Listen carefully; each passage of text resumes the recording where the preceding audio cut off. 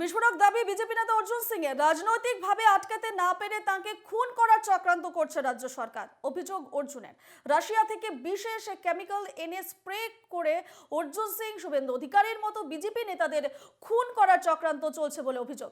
বৃহস্পতিবার ভবানী ভবনে যাওয়ার আগে প্রাণহানির আশঙ্কার কথা শোনালেন ব্যারাকপুরের বিজেপি নেতা। এমন কেমিক্যাল স্মাগল করে আনা হচ্ছে রাশিয়া থেকে, তাতে আমাদেরকে কোনোভাবে ইনভেস্টিগেশন নামে ডেকে, আর আপনারা জানেন এরকম কেমিক্যাল আছে কি আপনার পাশে যদি স্প্রে করে দেওয়া যায় সেই লোকটা মারা যায় সঙ্গে সঙ্গে, না 2 মাস 3 মাস মধ্যে মাল্টি অর্গান ফেলিওর হয়।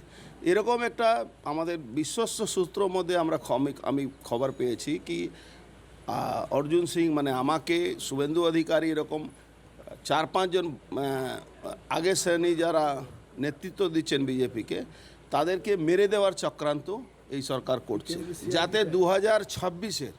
2026-এ ইলেকশনে আবার এরা ভোটে জিতে পারে।